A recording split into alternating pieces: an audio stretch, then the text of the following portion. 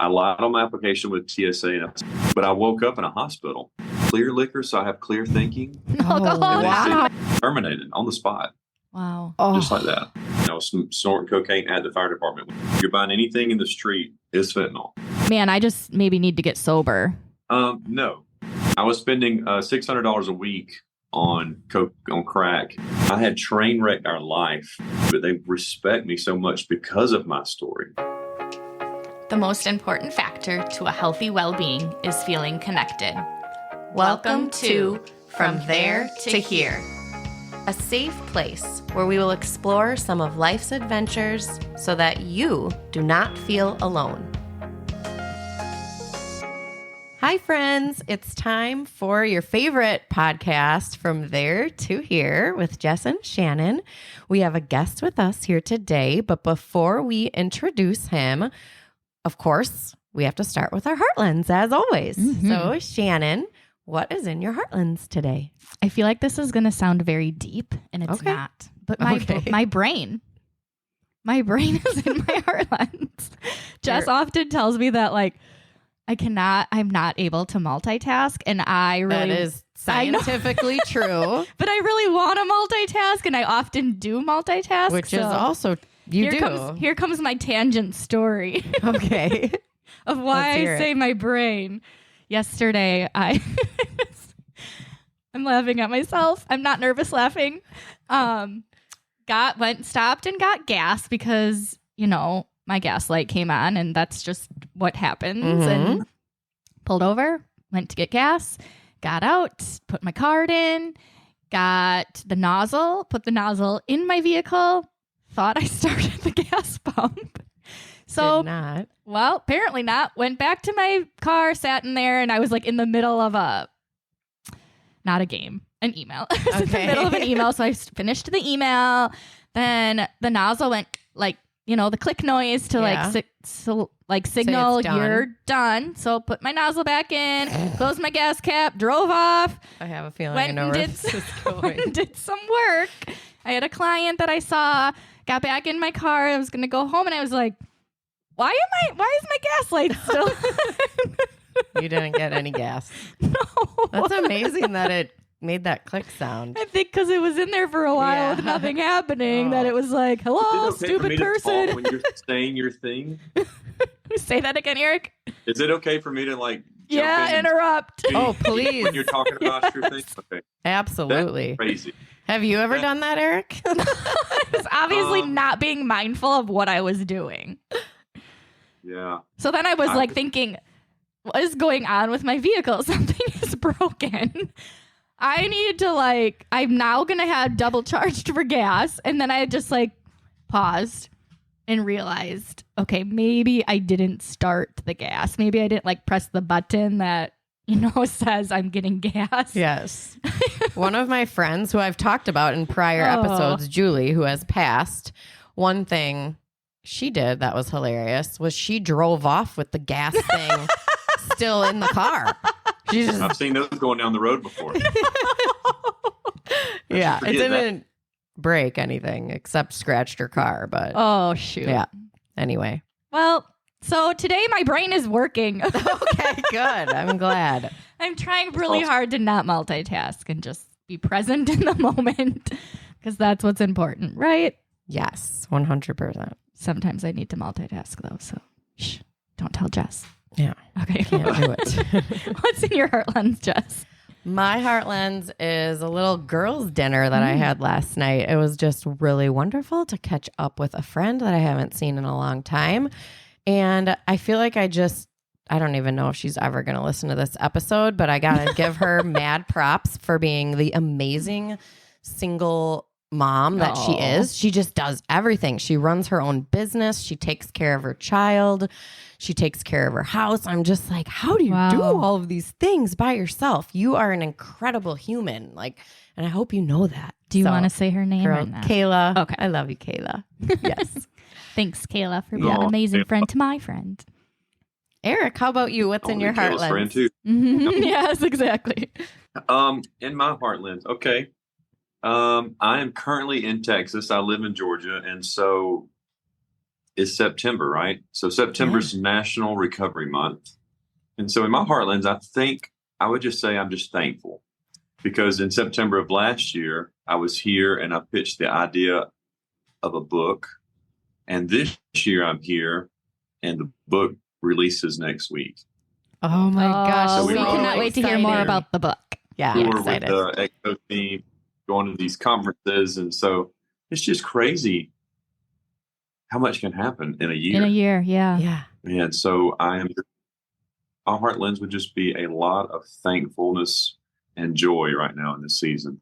Yeah, congratulations. That's huge. Yeah. I love that you said too, like how much can happen in a year. At my yoga class this morning, the teacher was talking about how sometimes that shift from summer to fall so many people resist it. I know I am one of those people. Like I love summer so much and it just like feels painful for that shift to happen. But if you notice like the teeny little things that are happening along the way, it can almost become this beautiful thing. And then she talked about how just those tiny little shifts slowly make everything change. And that's what's happened over the last year for you, hasn't it? Right? Like just this tiny little idea exploded into your book. That's amazing. Yeah, and I don't have any patience at all for things, but I've been extremely patient this past year. I don't know where that came from. Oh, that's amazing. Yeah, well, congratulations on the book. And as we dive into the episode and the interview, I know we'll hear more about that. But first, we have to let all of the listeners know that if they want to share their Heartlands with us, they can go to all the social media platforms. They can go to our website. They can email us. Our email and our website are very similar. Podcast from there to here.net is our website. What? Thank you. Glad your brain's working over there today. It's on. And our email is podcastfromtheretohere@gmail.com. So reach out if you have joys that you would like to share with us, and we will share them on upcoming episodes. We have a guest with us today. You heard him share his Heartlands and talk a little bit about the book that he is currently on tour, right? You're like on tour promoting this, Erik, correct? Yeah, you can say that. I mean, it's a push as we go into the fall season with EXO and their marriage conferences. Yeah, that's very cool. So Erik Kennedy is here with us today. And as we said, he is here kind of to share his story. The reason that Erik, so long story short, I guess, we kind of found Erik on Facebook and we thought, his story is one that would be super powerful to share. So just kind of reached out to him. He actually also has a podcast called Recovery Vow, correct, Erik? Recovery Vow. Recovery Vow. Well, the reason that we wanted to have Erik on was really based off of that podcast title, Recovery Vow. We know that our other host of the podcast here, Jess, has been previously married and divorced from an addict. We have interviewed Ryan Off the Grid, which was episode 57. He was also divorced. He himself is on the road to recovery.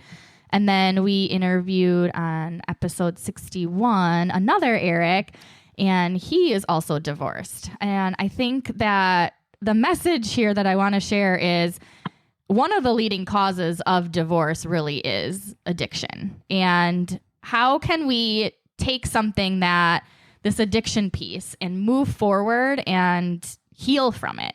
So we decided Erik was going to be the perfect person to kind of show us and tell us, his story and explain the recovery vow, really. Erik, where do you want to start?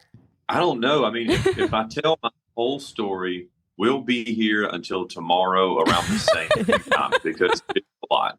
I was in active addiction from the time I was 13 until I was 30. I can remember my first blackout drunk was around 13 years old at a party I probably shouldn't have been. I didn't need to be at, but I wanted to be at because, I wanted to fit in. But people that I've talked to, as I started the podcast, it seems for guys especially that 13, 14, 15-year-old mark is usually when young adult men try something for the first time. So interesting. But for me, we interviewed Ryan Off the Grid, again, episode 57, and he was 13. Yeah. 13 years old, same Same age. Yeah. And I don't know why that is. That's middle school age, right before you would probably start driving, and just, it's like that coming of age thing. I feel like it's not a box you have to check, but man, I checked it and filled it in, and sent it in, but I remember the night, because of the next day people told me what happened. But I mean, I was just at a friend's house, and I mean, I drank mixed drinks, some of the nastiest drink you could get. But it was like liquor and Mountain Dew, which was nasty. Yeah. But teenagers do seem to like drink anything. Yeah, whatever they can get their hands on. That's cheap. That's what you're gonna drink. Oh yeah. We had stuff on the side of the road, pick it up I remember going to the fair, and we hid stuff the night before, so we were drinking like hot beer and straight liquor just so we'd have a buzz to go to the fair. Sounds disgusting. When we were kids, we would do anything. What do you want to do? Where do you want to go? Let's do it.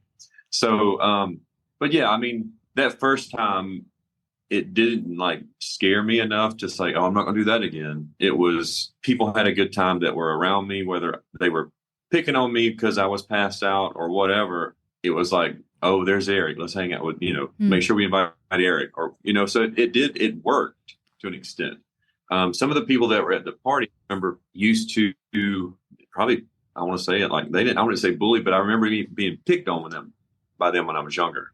And so for them to see me in this different way, I was like, okay, so we're friends now. Like, let's go outside in the garage and do karate, whatever. But that's not the case. I mean, but from that time, and so 13, going to high school and just start doing all the things I should not supposed to do in high school. I should have been, studying and in the books. I did well enough to graduate. I never failed a grade. But I tried a lot of stuff before I graduated high school in 97. When you're saying you tried a lot of stuff, are you saying other drugs came into the picture, or just overall you were a rebel? I would say beer, liquor, weed were my high school drugs. My first year out of high school was my first time trying cocaine. So, the drugs and alcohol just kind of progressed in what I could do, what I would do based on what I could afford. But yeah, drinking was always my catalyst. Like it was my thing. I always loved cold beer on the weekends or drinking after work, and it became to where I would go out with friends because I was single and drink. So even to the point when I got married, I would always have beer at my house.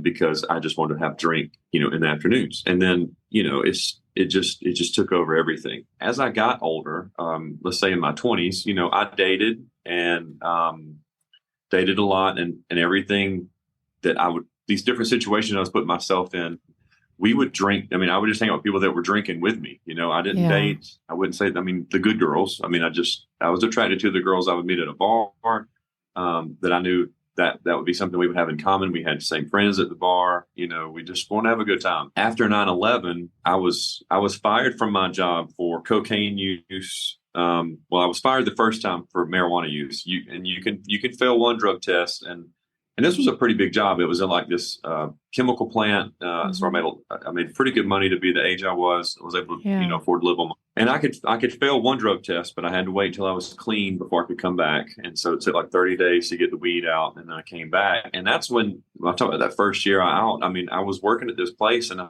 said, well, I need to try a different drug. I mean, that's just how stupid I was. Well, were you thinking about how cocaine gets out of your system much faster than? That's it. Like it's 3 days. Like I can snort on Thursday, Friday. I'm clean by Monday. Yeah. Because I'm on Saturday, Sunday. And so you had thought that through, though. You were like, but what can I do? Yeah. So I don't get, I mean, I was chewing up pills and drinking them or taking them with my mixed drinks to start getting that new euphoric high. Cocaine would keep me up and, put me in a different group of people I was hanging out with. But I planned all of that out because I think back to like what we were just talking about when we're 13 and 14 years old, and I learned this in treatment. So don't think I just came up with this, but when we start drinking to a point where we're blacking out, that's called alcohol poisoning. So we've poisoned ourselves and our minds so that we can't remember anything. I also believe that is the same time that we quit growing, maturely. So even though I was 21, 22 years old, I still had the mind of a 13-year-old. Does that make sense? Oh, yeah. 100%. Yep.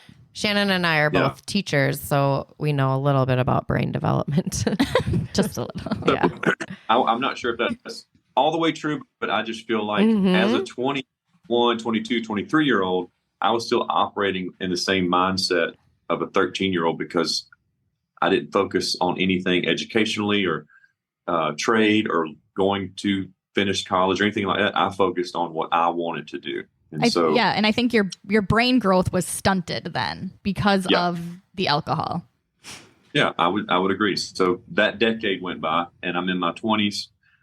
Fired from this job. It was a great job, and I had to start over. And were you married yet at that point? No, I was single. I mean, I had dated a lot, and I had hung out with my wife or my soon-to-be wife because she dated an old roommate of mine, but we'll get to that in a minute. Yeah, okay. So I got fired, and the landlord said, look, you can't live here if you can't pay your bills. We need to help find you a job. I was waiting tables, and that wasn't bringing in enough for me to cover the things that I had purchased when I had a for real legit job, a car, place to rent, all that. And so I remember him, he had a newspaper clipping, and it was right after 9/11. He said, look, this new security deal is hiring for these airports. It's called TSA. He said, maybe you should try to apply. So I applied for TSA. I didn't have kids or family, and I passed their test. And it took about 6 months before I got the phone call.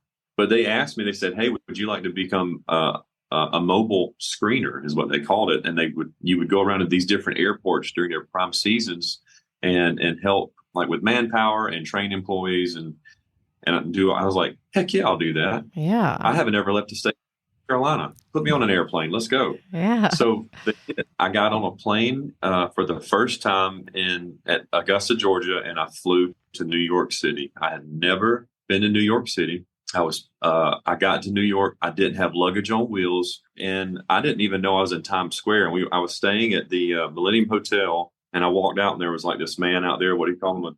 A doorman or whatever. Mm-hmm. And I said, hey, I want to take a walk around. Where's Times Square at? How far of a walk is that? He's like, right, it's right there, you idiot. So, you're definitely a tourist. Yeah. But on the plane ride to that place, as soon as I got there, the mini bar in the bedroom, I drank as soon as I saw it in front of me because it gave me a certain level of confidence. So let's go back to 13 years. I had that confidence to be a different person in front of these friends. Well, none of these friends were with me, but I still needed that self-motivated confidence. And so every day in New York, I drank. I was probably there for a month, maybe 2 months for this training. And I drank every day. And so after that, I by yourself in the hotel room? Yeah. Yeah. Mm-hmm. Yeah, I was scared of New York. I've only seen movies, so I wasn't going to be out. It is extremely overwhelming. I remember the first time I was in New York City in Times Square, I got out of the cab and was like, No. Yeah. No, not for me. Remember Tom Hanks in the movie Big where he had to go get that janky hotel room and he got real scared? Yes. That was me, but Heineken with me, and I had, a little bit of liquor. So, I was good. So anyway, after that, I traveled at TSA. I lied on my application though. I need to say that I lied on my application with TSA, and I said I'd never been fired from a job before. I said, they're not going to check all of us. They're going to background check all of us. And so anyway, I kept working for TSA. I went from New York to Pittsburgh, and from Pittsburgh to Ketchikan, to California. I was in California for a good long time, made some friends there. I got in a really, really bad car wreck in California. The last night I was there, I became friends with a good group of people, but we power drank. We went out to the clubs in California, in Los Angeles. And that last night we were doing this one big hoorah. Well, I was a passenger in the front seat and I had passed out, drunk. And the guy that was driving us, he was drunk, and then he wrecked, and it threw me through the windshield. So that's how I got this little scar on my forehead. But I woke up in a hospital, and it was General Hospital, and I was in this gigantic room with 5 other people. I remember this very, very large, naked Latino man across from me, and I'm like, what is going on? Where am I at? I was a John Doe because they didn't know what hotel I was staying in. Oh. They know who I was. They know if I had family or whatever. And so when they figured they had to do the process of the driver, once he came to and he kind of told everybody who I was, I remember it was like 5 days later, my mom and dad came in, and they had never flown on an airplane. So they had to fly all the way from South Carolina to California to pick me up. And wow. I still didn't think I had a problem. It was just an accident. The guy that was driving, he had an accident, and I just happened to get hurt in that accident. Oh, wow. So that was not even at all alarming to you at that time? No, no, not really. Were you doing cocaine as well throughout this whole time? I'm just thinking, like, does TSA have to drug test you? Yeah, they do. I don't think I was messing with any weed or cocaine because I didn't want to get fired from that job. Okay. And so I was staying clean, quotation, clean. Yep. Yeah. But I was drinking, heavily drinking. So once I come back home, I went through this process where I had to have some operations and all that. Well, I still had my job with TSA, and, I was like, okay, I'm ready to go back out. I'm ready to travel again. And so they flew me to Ketchikan, Alaska, and I was stuck in Ketchikan. I don't want to say stuck because it was beautiful there, but there's nothing there to do. There's nothing there to do except look at the beautiful mountains and, just watch the whales go by and all that. Because it's a tiny little town on a tiny little island. If you pull out the driveway and go left in about an hour and a half, you'll be right back where you started from because it just goes all the way around. And I hung out at the bar every night with these folks from Ketchikan. They drank these little, they called them, excuse my language, but they called them duck farts. And so they were layered liquors. It was Kahlua, Bailey's, and then a bunch of Crown. And when you pour it that way, it kind of layers. Okay. And they look. And that sounds disgusting. Sounds like a shot you give your friend on their 21st birthday, and it curdles or something weird. Like that sounds gross. There, but yeah. That's what they drank. So I drank my beer and my duck farts, and I shot pool and played, and hung out with these people in Ketchikan. I was there by myself. I made some friends that I worked with at the airport, but they all had families. So I was there for a year. And after that, I went to St. Thomas Virgin Islands. So I went from one extreme of weather conditions down there to the most beautiful place you could. I think it was at St. Thomas. Yes. And beautiful. And island. it's so cheap down there, and there's weed everywhere. Go out early in the morning, and the locals would bathe in the ocean. It was just like the coolest thing for this little kid from a town of 250 people to just now I'm like in St. Thomas, just living this life. About how old were you at this point? Let's say 24, 25, something like that. Talk about like what might sound like living the dream. You're 24, living on an island. You just came from Alaska. That sounds incredible. It does sound incredible, doesn't it? Yeah. But I was lonely, I guess. I mean, I didn't have anybody with, The first time I ever called, like to think that I had a problem, I called Alcoholics Anonymous. I had no intentions of like going to a meeting. But when I was in Ketchikan, I was blackout drink. I would blackout drink every time. And I was like, look, I'm drinking these duck farts and this beer. Like they said, what's in a duck fart? And I'm like, it's Kahlua, Bailey's, and Crown. I said, oh, do you think because it's brown liquor, that's kind of like making my memory foggy? Should I drink clear liquor so I have clear thinking? Alcoholics Anonymous is not going to tell you, yes, that's what you should do. Yeah.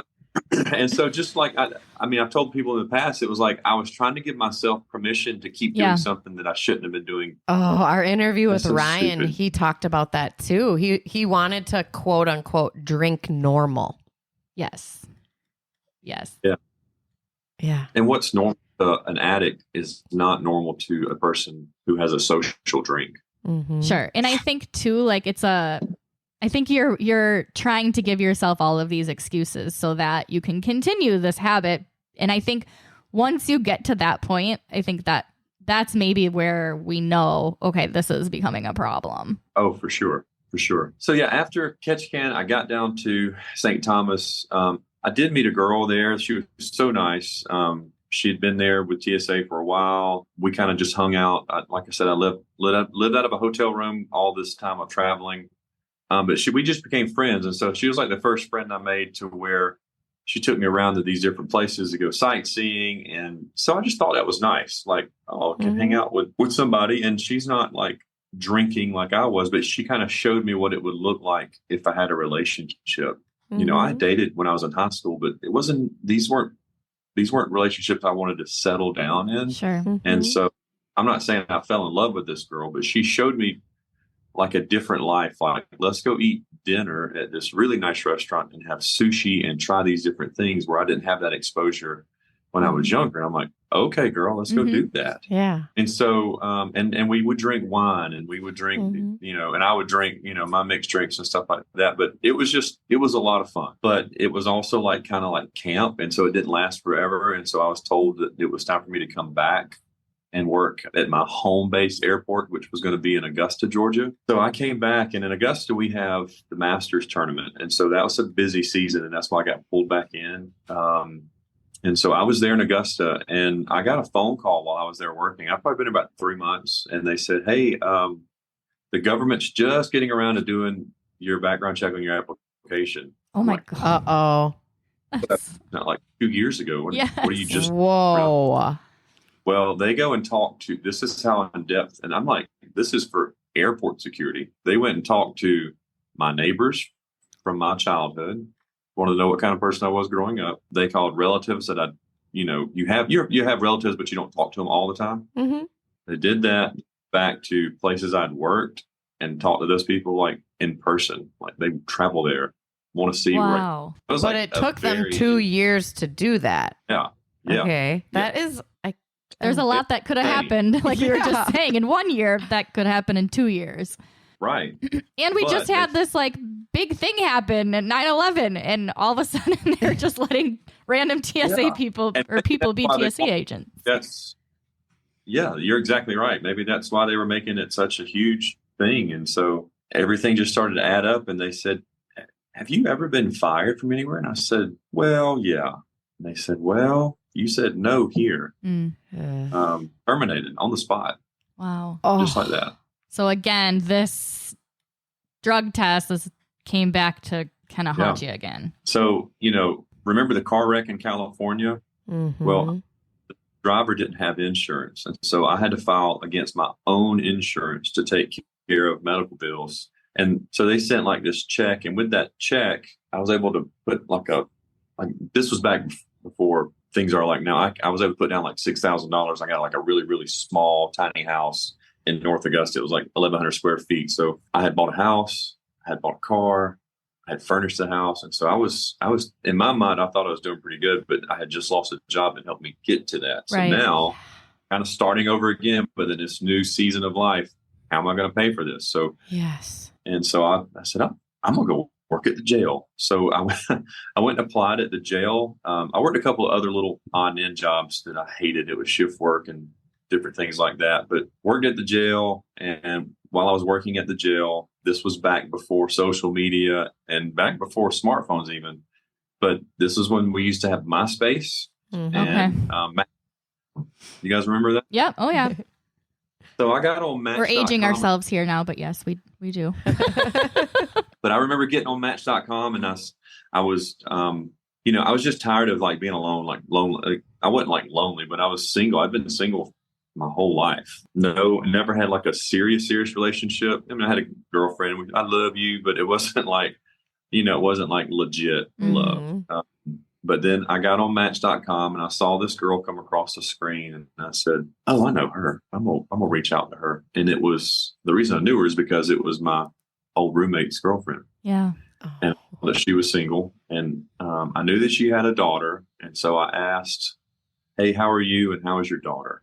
Mm-hmm. And it started the conversation. And I said, "You know what we should do? We should get together and have dinner. Why don't we do that?" And so I had never outside of the girl that I kind of talked to in St. Thomas, I had never been on like nice big dates in Augusta, and I wanted it to be a little different. But so I just said, you know what, I'm going to cook. Why don't you come over here? I'm going to cook for us. That'll be different. That's special. Mm-hmm.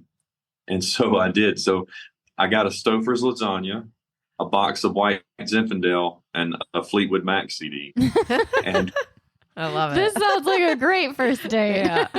Especially the Stouffer's lasagna.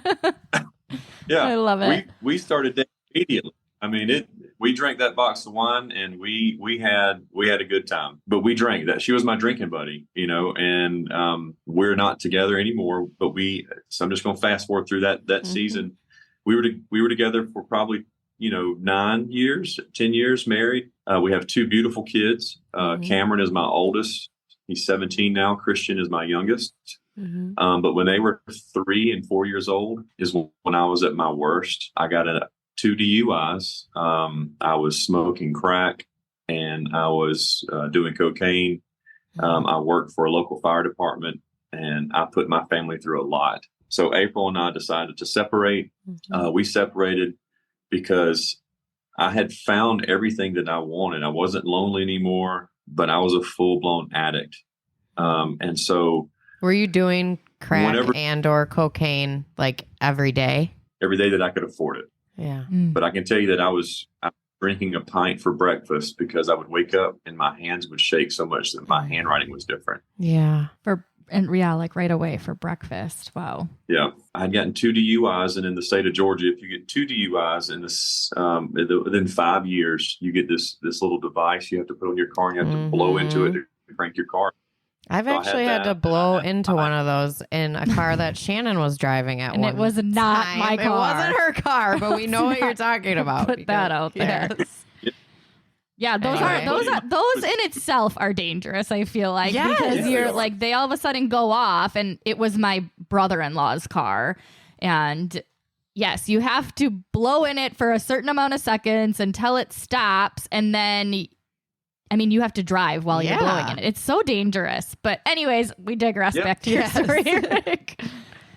Well, I had a buddy that was he was a pretty bad alcoholic, and he's such a stupid person. He used to try to use those, those air dusters you clean your keyboard with. Oh no, to blow into that? Oh my God. I guess that didn't work, right? You're so dumb. Yeah.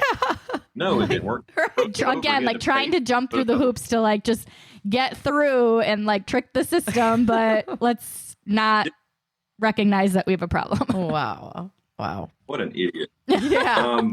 But yeah, so I at the end, close to the end, it was, I'd gotten these DUIs. My wife had kicked me out. We had been married. We got 2 kids, 2 little boys. Both of them were in diapers.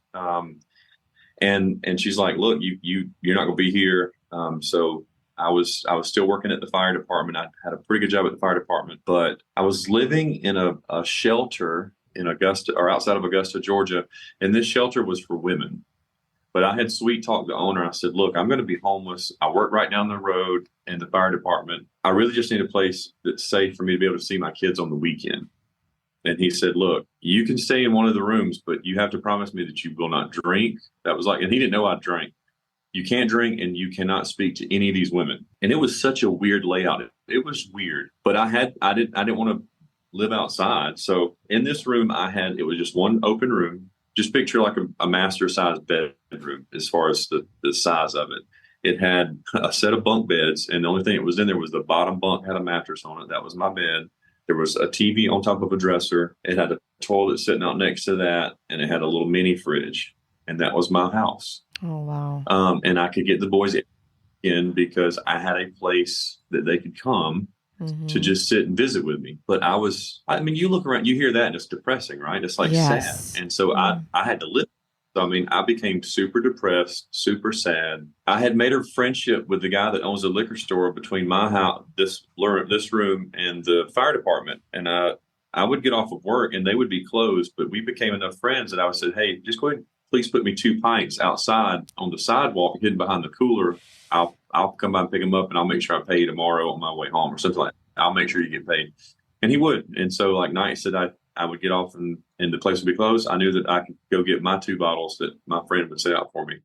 And so every night I would drink, I drank a pint, and I was drinking on the job by then too. I was drinking at the fire department. I was snorting cocaine at the fire department. When I would get off, I would drive an hour to go get like $40 worth of coke and come back, and I would snort it on the way back. And I would be the only one that couldn't sleep in the fire department. I would drink to try to go to sleep, keep my teeth brushed, and nobody would smell it, or I didn't think they did. But so at the fire department, were you a firefighter? I sure was. And you're fighting I fires sure was. really under the influence of drugs and alcohol. Yeah. That doesn't sound safe, Erik. Yeah. It wasn't. And it wasn't, I mean, it just wasn't good. I'm not proud of it at all. It's not the dad I wanted to be. It's not the friend I wanted to be. It's not the husband I wanted to be. But just like when I was 13 and in my 20s, I'm still the one making the choices. Mm-hmm.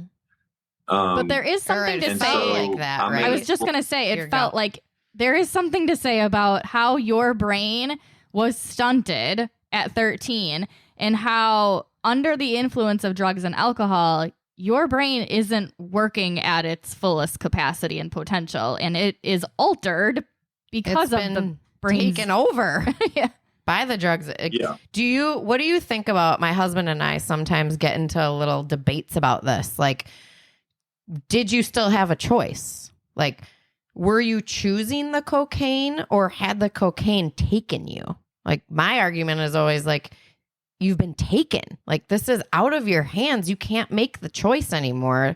The cocaine's sort of deciding for you. What are your thoughts on that? Absolutely. Once you get kind of addicted to cocaine, you always strive to get that first line feeling again. So that first drain or drip that you get in the back of your throat, that's what you're after forever. And you stay up and you never get good cocaine. It's like, it's all cut. So it's going to have some kind of a laxative in it. So you'll be in the bathroom, chopping lines on the counter.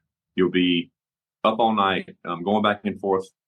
And hopefully you're not getting dead nowadays with the amount of fentanyl. Yeah. I had a doctor on my podcast not too long ago. And he said, if you're buying anything in the street, it's fentanyl. So, and I tell my wife all the time, I was like, if I was addicted the way I was addicted 14 years ago, and these days I would already be dead. Mm-hmm.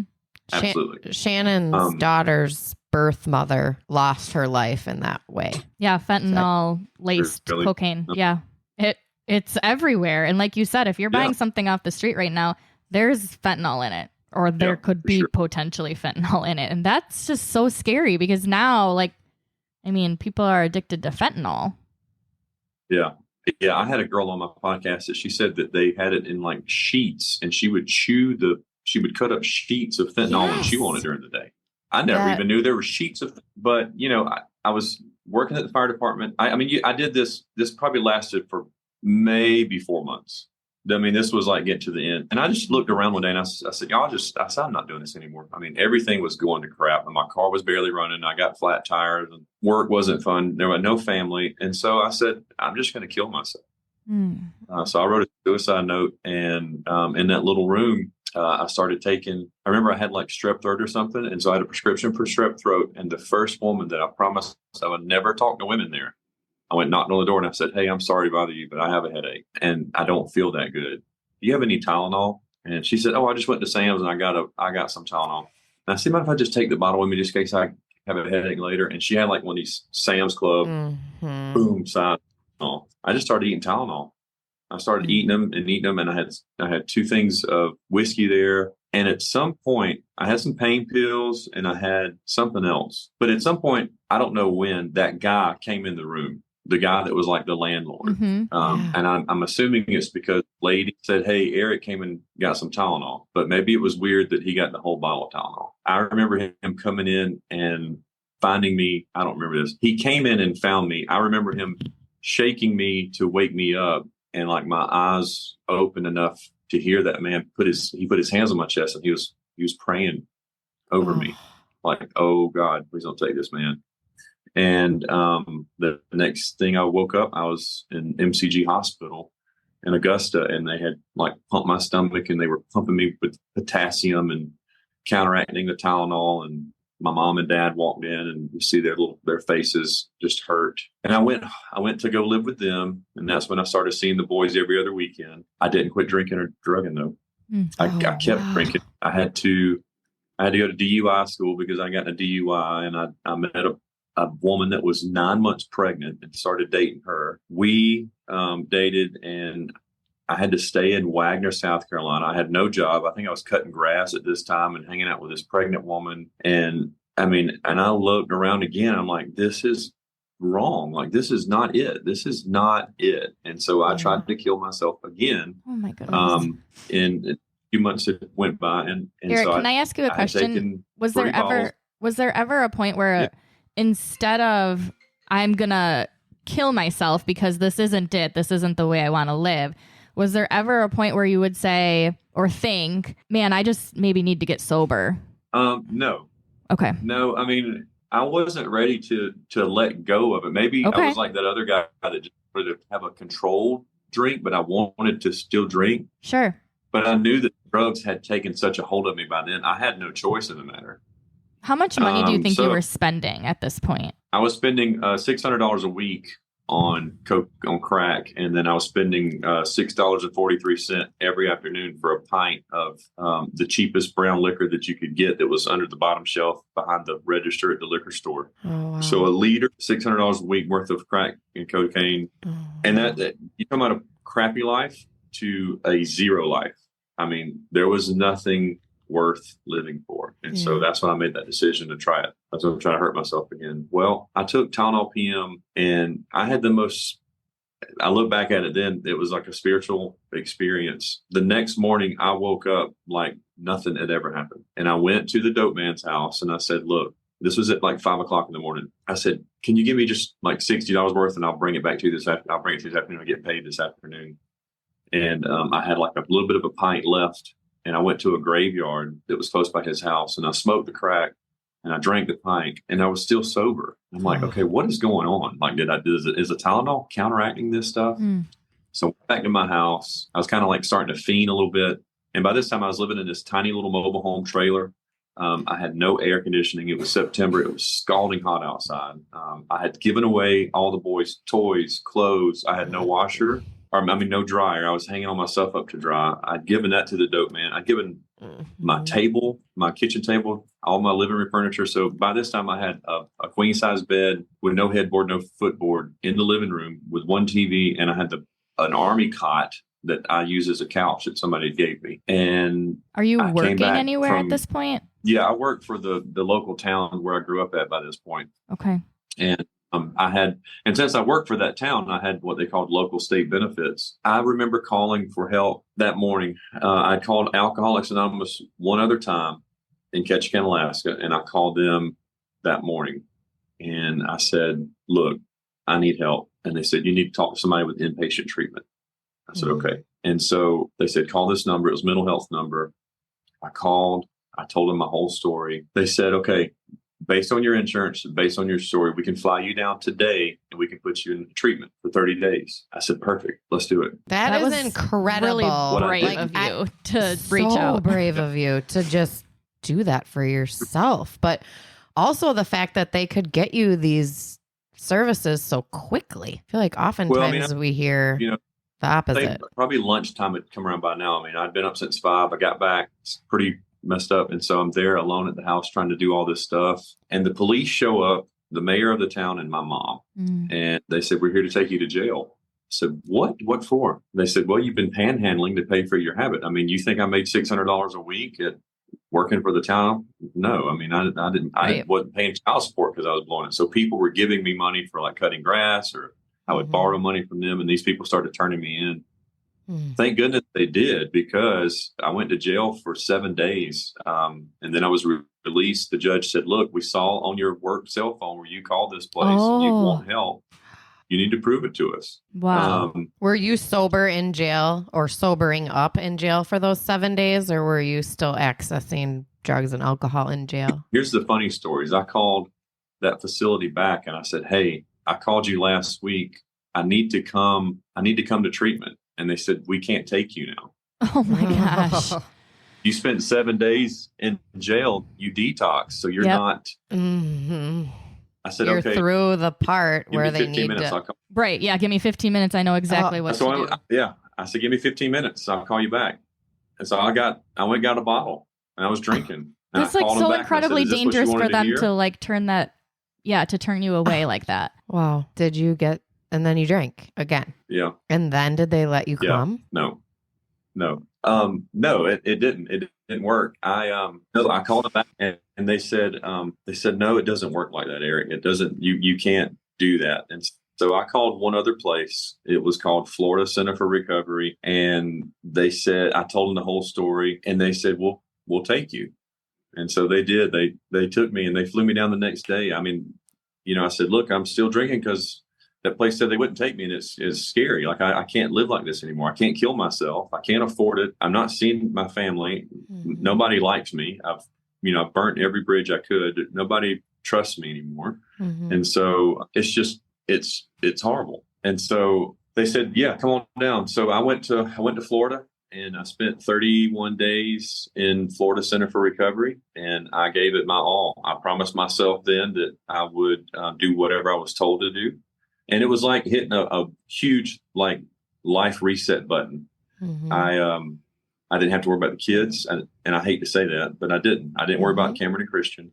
I didn't worry about my wife, that we were, separated. I didn't worry about my parents and how they felt. I just focused on me. I didn't have any bills to worry about. The dope man, I didn't worry about any of that. And so I just did whatever I was told. And they walked me through 31 days of treatment. And they told me about the 10%. They told me about 10% being most, if you look in this room of all of you, like, there's only 10% of you going to make it. And I wanted to be that 10%. And so if you fast forward from that, I did my 30 days. When I got out, I was homeless. And I said, well, I don't want to be on the streets. So I want to get a job, and I want to go live in a sober living house. And I did that for 3 months. The boy's mom and I got back together. We tried to make our relationship work for about 9 months, and it didn't. I filed for a divorce, and she decided to give me custody of the boys. So I had full custody of Cameron and Christian. We were living in an apartment. I started over, and with 2 little boys that weren't even potty trained yet, and me. And I'm a really good dad, but I'm a sucky mom. Right. Laundry was all the time. We didn't eat great meals. We lived off Mexican food and Pop-Tarts for the first 2 years, but I stayed sober.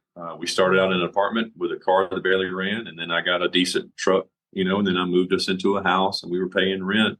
I got invited to go to church, and I went to church on an Easter service. I served there on the Sundays, and life just started to change. The more I started doing these next right things. What made you keep going like that? To have these 2 little boys and have what was it that? Well, so much good was happening. Like, I had seen nothing but ugly, leading up to this. I mean, I had seen enough. I didn't want that anymore. So if anything, I made everything that happened be something that was good. Yeah. I looked at it. Okay, this is good. It wasn't, I want to kind of ask you a tricky question. And if you don't want to answer it, that's fine. But as a mom myself, why in the world did she give you full custody? Remember, this was my drinking buddy. Okay. Okay. She wasn't ready. Yep. Now, she also had a mom that was very sick. And I think she saw something in me that she had never seen before. And that was confidence, and she made the right decision. Yeah. It was a loving decision, it sounds like. Yeah. And it was hard for her, but Cameron and Christian have been living with me ever since. Cameron's about to graduate high school now. And I met a woman at this church that I was invited to. And, we started dating. I was probably 2 months sober, and I met this girl, Kristen, and met her at church. And she was serving at church. I was serving at church. The boys were enjoying church. And I'm like, this feels good. And I remember I wanted to impress her. So remember Fleetwood Mac and a box of wine? Yes. Yeah, but I knew that was a way to go. I said, I got to do something really, really special for this girl, because I really wanted to impress her. And so in Augusta, there's a small little airport, and you can charter an airplane, and they do a sunset flight over. There's a lake close by, and they fly you up to the lake, and you can watch the sunset, and then they fly you back to the airport. It's like $200. And so I was spending money on people I wanted around me versus things that I wanted in me. But I took her on a plane ride. It was like a bachelorette kind of date for her. Biggest date I ever been on. But we did a movie, we did an airplane ride, and we did dinner. And my husband has yet to take me on a date like that. I hope he listens to the story. I mean, Erik, that sounds completely opposite from the Fleetwood Mac lasagna, Stouffer's lasagna, right? Like, I still love Fleetwood Mac, but I mean, it was completely different than that vibe, you know? And so now I'm gonna tell you something. I'm older than her. And so as soon as I got home, I went straight to Facebook and put in a relationship. There was no more single food. And it wasn't MySpace anymore. We're as of right now. And once I did that, she's like, "That's not cool. Don't do that." So I took it. But we dated for a while, and then you know, she knew that, you know, I came as a package deal, and so we dated. We started like legit dating around February, March, and we had been kind of talking, you know, a few months leading up to that, and then when November rolled around at Thanksgiving, I asked her to marry me, and we've been married. We celebrated 10 years of marriage last May, and she gave me my 3-year sobriety chip, and she's been fantastic. And we've got a little girl together, and so I've got 3 kids now. Our little girl is 6 years old, and you have not touched drugs or alcohol since? Nope. Wow. So how many years? I think you're coming up on an anniversary, if I remember correctly.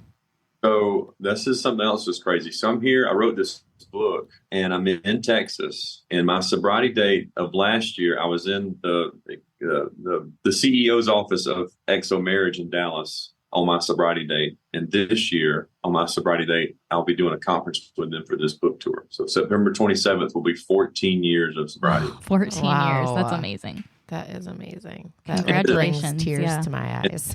Oh, thank you so much. Yeah. You know, it's something that I look back on, and I can tell that story. You know, I can make it comical, but I lived that life. I mean, that was a hard life from 13 to 30. Yeah. You know, I don't want to get deep, but I do want to say that I had a moment of clarity. I had a spiritual experience. I found the church. I understand what it is to be a good husband. I understand now what it is to be a good daddy. And I'm a person that people want to be around versus me wanting to be around people, if that makes sense. So it's like, it's a God thing. It really is a God thing. And over these last 14 years, you know, from working at the church, I've become, you know, this person that people not look up to, but they respect me so much because of my story. They want to know how you got there. And so over these last 10 years, and I keep talking about the church. I was offered a job at the church 4 years into recovery, and I took it. So for the last 9 years, I've been working for Stevens Creek Church as an operations director. What? Right. You know, like, what?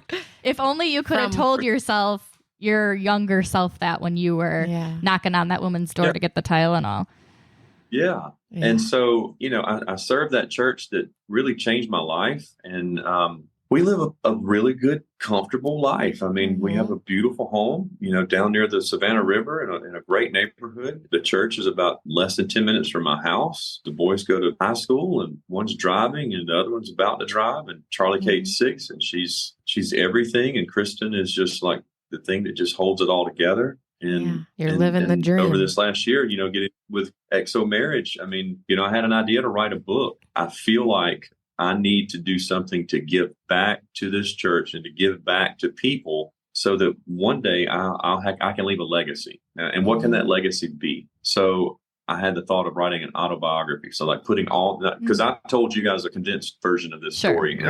But I mean, it's a lot. I mean, and is it all in the book? There's a chapter where I've told my story, but it's still not all of it. Okay, you know, some of it gets great, but then there's some of it that's just like it comes in these waves. I'm like, oh my God, I remember doing that. And so I said, I want to write an autobiography. I wonder if I can get anybody to help me publish it. And I pitched the idea to a friend of mine who has written books, and I said, hey, I want to write a book. He's like, yeah, this is great, but nobody's going to read your autobiography because you're nobody. Like, not that you don't count, but like you're not famous. It's not like reading something that Ronald Reagan wrote or, you know, JFK wrote or something like that. I said, oh, thanks. I appreciate that. Said, well, what do you think? And he said, how can you relate your story to your marriage? I said, well, I can tell you what not to do. And then I remember when I got out of treatment and I came home, before those 9 months went by, April and I did not have anything we could do together. You know, I had train wrecked our life. And just because I hit reset over 30 days, she didn't, you know? Yes. And there's nothing there to fill that gap, nothing. And I said,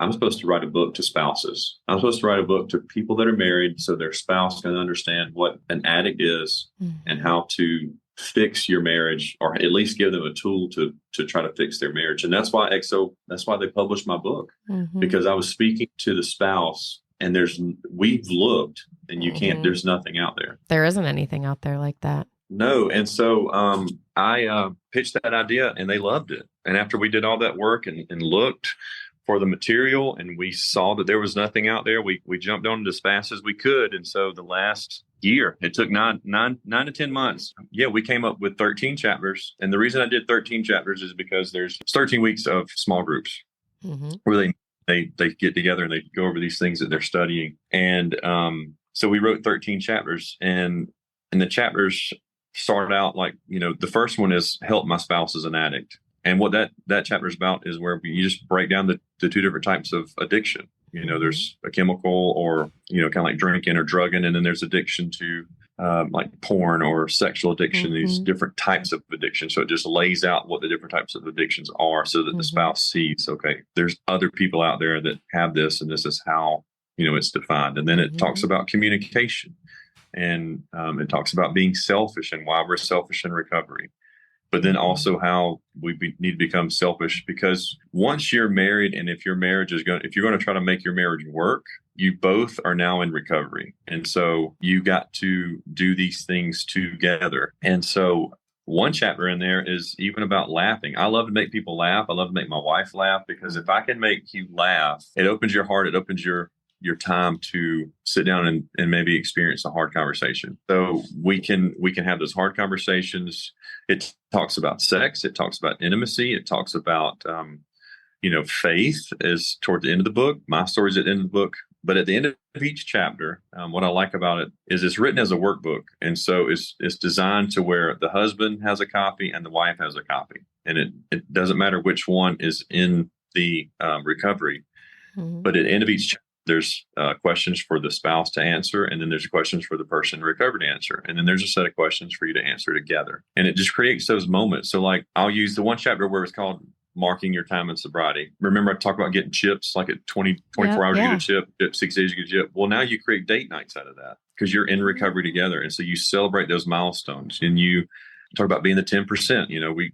It just reminds the spouse that 10% of people make it. This is how you can help your spouse be the 10%. And so it does a deep dive, but it's very, very practical. It's not like you're not going to get graded. You can't fail this. It's just another tool in the toolbox. And we're really, really excited about it. It comes out September 17th. You can purchase now or pre-order now on XO.com under their bookstore.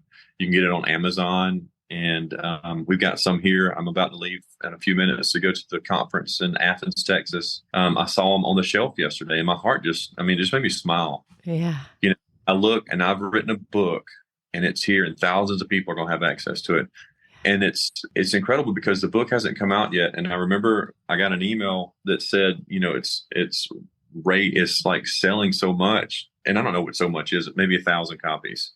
But I mean, all you have to do is sell like 1,000 copies, and you're considered like a best-selling author in this realm of book that I've worked. That's incredible! So, you're already. I'm the Stephen King of freaking recovery. Yeah, it's amazing.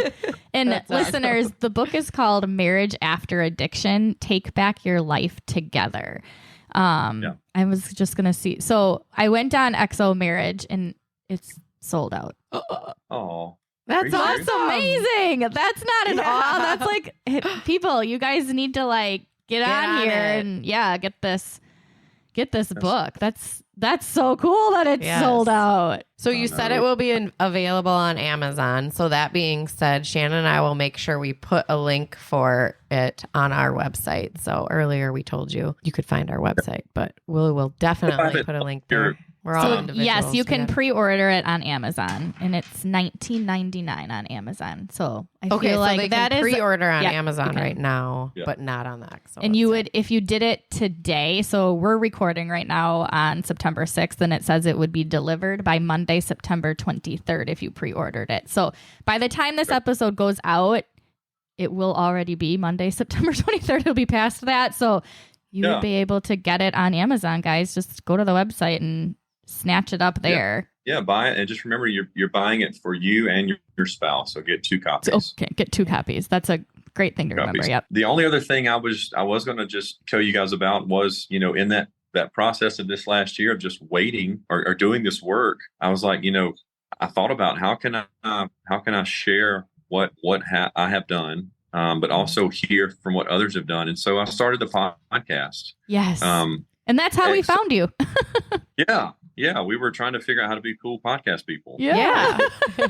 But XO is a media company, and they do things really well. And one day I would love for my podcast to be in their lineup, but I do it out of my office at the church where I work at. So I kind of took all the furniture out and put some new furniture in, and it's got like this little vibe. I got a neon light in the back and a table. Oh, I saw that. Nice. We saw that. You have an amazing intro video. Yeah. It's so cool. Yeah. And we've been doing it for like 4 months now, and we've put out episodes that have gotten a ton of traction. I didn't go in there wanting to reach people. I wanted to create a platform for people to be reached and people to share their story. Mm-hmm. And so the people that come on, usually it's like a married couple that have been in recovery, and they talk. I've had moms and dads come on that talk about they lost their son or they lost their daughter. Mm-hmm. Well, how did that make you feel? Of course, people want to hear that, but how did it affect your marriage at home? How did you battle through that? And so because when you talk about addiction recovery, it's like, I say this a lot, it's like an interstate, and the person is the interstate, the person that's in it, but all the exits and the different side roads and all that comes back to that interstate. That's the family and the friends and the different dynamics of what this thing is. Mm-hmm. And so I want to make sure that I talk to all the side roads and all the people that are affected by just the person that did it. And so because you can't have a testimony without a test, and everybody is tested. So, I love that you said that. You said that before we started recording. You can't have a testimony without a test. And I'm going to write that one down. And I am right now. I love that one, Erik. That might have to be your quote at the end. I know we said you got to pick, but no, I've already got a quote. Okay, cool. I thought about it as soon as you said it. It's going to be. Yeah. But yeah, I mean, that's just, my story in a nutshell, where life is at right now. And then just where I think things are going to go is just this, like, it's a platform. I have no idea where it's going to go. I hope I create something that's leaving a legacy like I wanted, like I prayed for. Mm-hmm. I'm just content with knowing that what I'm doing is making me better. It's hopefully going to be a generational thing for my family, that, they don't get caught up in it. I've done it for them. But I can't say that they won't, but I can just say that this is why it doesn't work. Things are just great right now, and I'm thankful. Yeah. What a beautiful story with the greatest happy ending. Yeah. That was amazing. Yeah. Thank you so much for sharing. Yeah, absolutely. Yes. And again, if you go to the website and click on the products tab, you'll see that we've linked Erik's book there. And check out his podcast, Recovery Vow. We are so excited that you came on and shared your story, Erik. Thank you so much. Yeah, thank you so much. And one thing I do want to mention before we end is that here's something cool about the book. Mm-hmm. So I'm a nonprofit, and so I applied for grants to see how I can use this book to get it in the hands of people in treatment centers. Oh, and so we're getting a grant to where this grant will pay for what we're calling the Train the Trainer program.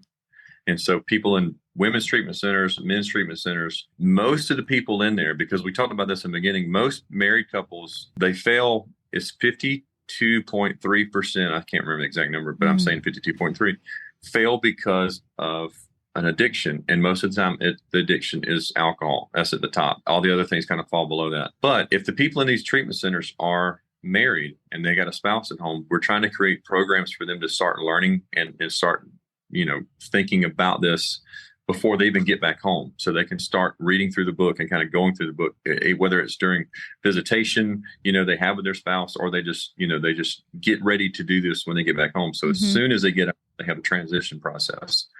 The other cool thing is I'm in the state of Georgia, so I pitched this idea to the state of Georgia for counselors. So if counselors go through this, and I'm going to create a class. It's in November 1st. So on November 1st, starting November 1st, we'll do this class, I think, 4 times a year. But if you come and you are a counselor that's a licensed LPC or an LPCA or whatever the different letters are that makes you a counselor, you will get ongoing credit hours for going through the book and hearing this class. And so in the class, I will talk about the things, percentages, how many marriages fail from addiction, how many marriages survive from somebody having recovery and being restored.